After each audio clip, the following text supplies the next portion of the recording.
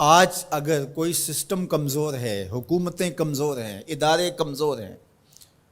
وہ کمی بیشی کرنے والوں کو، زیادتی کرنے والوں کو اپنی گرفت میں نہیں لا سکتے، یا جو اس سے اوپر بیٹھے ہوئے ہیں وہ خود اس جرم میں مبتلا ہیں،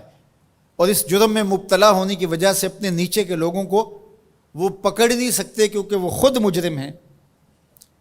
تو اگر نظام میں سکم کی وجہ سے کوئی شخص فائدہ حاصل کرتا ہے، اللہ ارشاد فرماتا ہے الا یظن اولئک انہم مبعوثون، وہ یہاں تو لوگوں کو دجل دے بیٹھے، لوگوں کو فریب دے دیا، دھوکہ دے دیا، کسی کی آنکھوں میں مٹی جھونک دی اور کام صحیح نہیں کیا لیکن اچھا بن کے کسی کے سامنے پیش ہو گئی، یہاں تو کر سکتے ہیں، لیکن اللہ تعالیٰ نے ارشاد فرمایا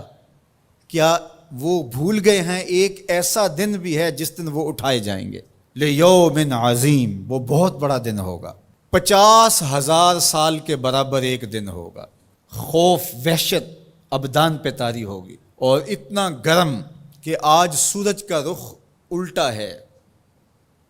پھر رخ سیدھا ہو جائے گا، اب سورج بہت بلندی پہ ہے، پھر 1.25 میل کے فاصلے پہ آ جائے گا، اب زمین میں قوت جاذبہ ہے، گرمی کو جذب کرتی ہے، پھر زمین تانبے کی ہو جائے گی۔ اللہ اکبر، وہ کتنا سخت دن ہوگا جس کو قرآن نے کہا یوم عظیم، اللہ کی عظمت و جلالت کے اظہار کا دن ہوگا، لیکن میرے حضور نے فرمایا کہ 7 اشخاص ایسے ہوں گے جنہیں اللہ اس دن اپنے عرش کا ٹھنڈا سایہ عطا فرمائے۔ ان میں سے نمبر 1 امام عادل، عادل حکمران جو انصاف کے تقاضوں کو بہر صورت پورا کرتا ہے اگرچہ قریبی ہی کیوں نہ ہو۔ دوسرا شخص وشاب نشأ فی عبادت اللہ، وہ جوان جس کی جوانی اللہ کی عبادت میں گزری۔ آج تو میرے جوان کی جوانی سوشل میڈیا پہ گزر رہی ہے، آج میرے جوان کی جوانی تو گلیوں چوکوں اور بازاروں میں گزر رہی ہے۔ تیسرا شخص وَرَجُلٌ قَلْبُهُ مُعَلَّقٌ بِالْمَسَاجِدِ، وہ آدمی جس کا دل مسجدوں سے جڑا رہتا ہے، مسجد سے نکلنے کو جی ہی نہیں چاہتا۔ کتنے خوش نصیب لوگ ہیں جو مسجدوں کے ساتھ جڑے ہوئے ہیں۔ ایک روایت میں فرمایا جس شخص کو مسجد کی دیکھ بھال کرتے دیکھو، مسجد کی صفائی کر رہا ہے، وہاں پڑی ہوئی کوئی نامناسب چیز اٹھا رہا ہے، مسجد میں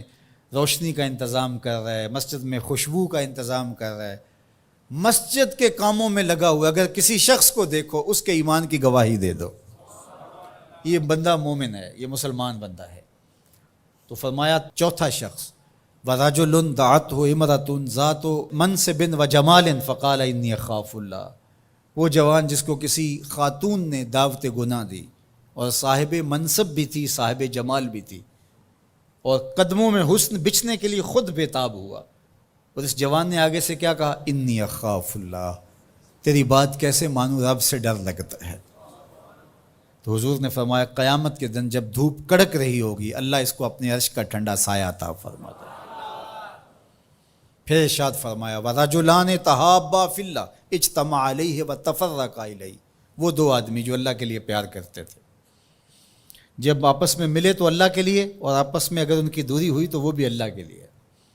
رضائے الہی ان کا مقصود تھا، ان کی دوستی کا سبب اللہ کی رضا تھا۔ چھٹا شخص ارشاد فرمایا وَرَجُلٌ تَصَدَّقَ بِصَدَقَةٍ فَأَخْفَاهَا حَتَّى لَا تَعْلَمَ شِمَالُهُ مَا تُنْفِقُ يَمِينُهُ، وہ شخص جس نے صدقہ کیا اور اتنے مخفی انداز میں کیا کہ جو دائیں ہاتھ نے صدقہ کیا بائیں کو خبر بھی نہیں ہوئی۔ اللہ اکبر، ہم نے اپنے بزرگوں کا یہ مزاج دیکھا ہے کہ وہ دیتے ہوئے جس کو دے رہے ہیں اس سے بھی آنکھیں نہیں ملا رہے ہوتے کہ اس کو کوئی شرمندگی نہ ہو۔ اور 7واں شخص وَرَجُلٌ ذَكَرَ اللَّهَ خَالِيًا فَفَاضَتْ عَيْنَاهُ، وہ شخص جس نے تنہائی میں بیٹھ کے اللہ کا ذکر کیا، کوئی دیکھنے والا نہیں تھا، اکیلا بیٹھا تھا اور اللہ کا ذکر کر رہا، محبت الہی کی وجہ سے